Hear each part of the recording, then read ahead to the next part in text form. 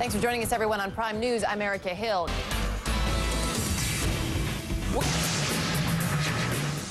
All right, question tonight for young people. Are you Christian but afraid to admit it?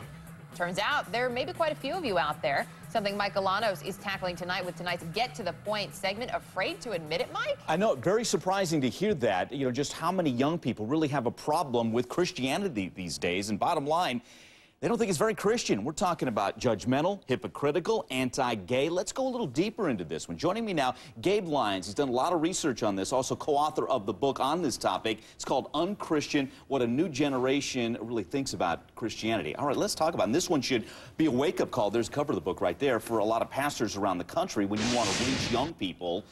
What'd you find? You send the term, you're talking about kids 16 to 29. You mentioned the term Christian.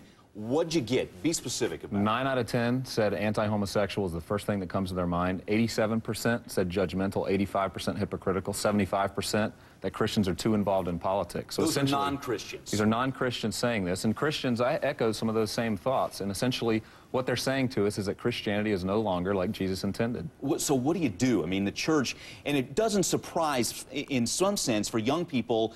They don't want to be told right from wrong, and the Bible in the church stands for what's right from wrong.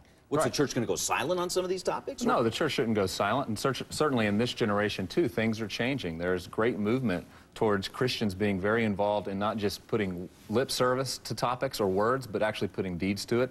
And the church absolutely has a responsibility to speak out on truth, to stay consistent to Christian discipleship and what that means in the lives of young people. You talk to some of the big names out there. Rick Warren, Andy Stanley, right here in the Atlanta area, has a powerful church, North Point.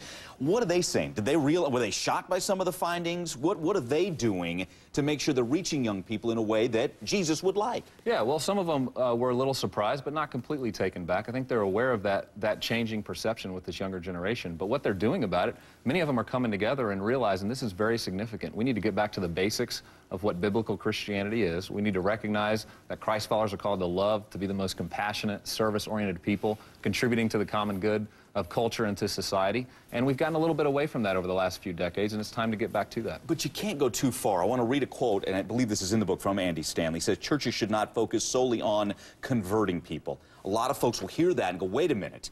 That's the message from Jesus in a sense. Go make disciples of all the lands. Sure.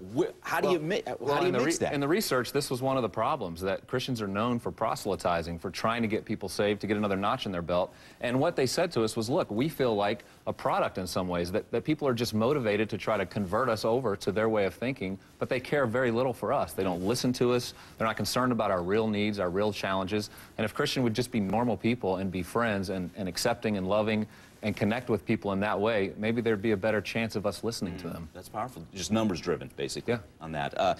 You also mentioned in the book that Christians, at least that's the perception, too political. Yeah. In this day and age, when a lot of, you know, we know who they are, we know the Christian right, that's one of the most powerful voting blocks out there. Are they supposed to go silent? Are they...